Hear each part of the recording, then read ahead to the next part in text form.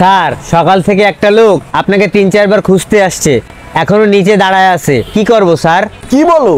3-4 বার আসছে? উনাকে ভিতরে আসতে বলো। ঠিক আছে স্যার, আপনি ভিতরে আসুন।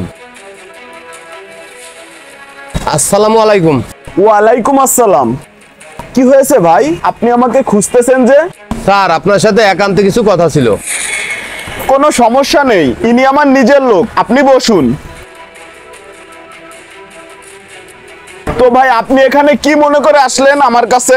স্যার, শুনছি আপনি নাকি মানুষকে সহযোগিতা করেন, তাই আপনার কাছে আইছি। তো আপনাকে আমি কিভাবে সহযোগিতা করতে পারি বলুন? আসলে স্যার, আমার ছোট একটা কারখানা আছে। কারখানার কাজের জন্য ব্যাংক থেকে 1 লাখ টাকা ঋণ আনছিলাম। কারখানার সমস্যার কারণে সময় মতন ঋণ পরিশোধ করতে পারিনি, তাই ব্যাংক বলছে কারখানা জব্দ করে নেবে। তারা যদি আমার কারখানাটা বন্ধ করে দেয়, তাহলে আমার ছেলেমেয়ে নিয়ে পথে নামতে হবে। তাহলে আপনার এই সমস্যায় আমি কিভাবে আপনাকে সহযোগিতা করতে পারি বলুন? আসলে স্যার, আমার দ্বারা 30,000 টাকা আছে। আপনি যদি আমার 70,000 টাকা দিয়ে সাহায্য করতেন, তাহলে আমার কারখানাটা সুন্দরভাবে চালাইতে পারি। আরে আপনি মন খারাপ করেন না, দাঁড়ান আমি দেখতেছি কি করা যায়।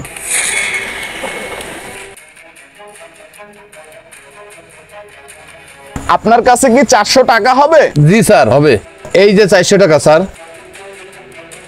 এই যে 70,000 টাকা।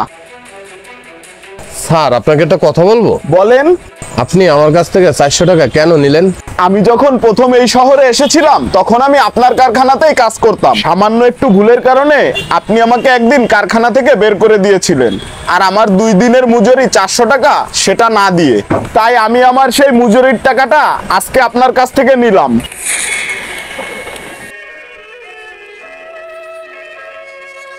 হে, তুই এর টাকা দিলি কেন? যে লোক তোরে কারখানাতে বের করে দিল, ঠিক মতন বেতন দিত না, তোর সাথে যে এমন করলো, তাও তুই টাকা দিলি কেন? হ্যাঁ, আমিও ভাবছিলাম ও যে ভুলটা করছিল আমার সঙ্গে, আমিও সেই একই ভুলটাই করি। কিন্তু সেই সময় আমি ভাবলাম যে সবার সময় সব সময় এক থাকে না। সেদিন ওর ছিল ভালো সময় আর আমার ছিল খারাপ সময়। সেদিন ও কি করছে, আমার খারাপ সময়ের ফায়দা উঠাইছে। আর সেই একই দিনটা ফিরে এসেছে আজ। কিন্তু আজ ওর খারাপ সময়, আমার ভালো সময়। আর আমিও যদি ওর মতন ওর খারাপ সময় ফায়দা উঠাই, তাহলে ওর আর আমার মধ্যে কোনো পার্থক্য থাকলো না। আর আল্লাহ না করুক, সামনে যদি আমি বিপদে পড়ি আর এখন যদি একে সহযোগিতা না করি, দেখা যাচ্ছে আমার সেই সময়ও কেউ আমাকে সহযোগিতা করবে না। আশা করি তুমি ব্যাপারটা বুঝতে পেরেছো।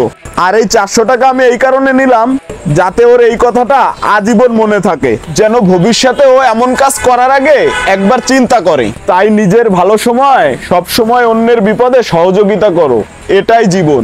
সর্ব অবস্থাতেই মানুষের সহযোগিতা করুন, কারণ সহযোগিতার বিকল্প কিছু নেই।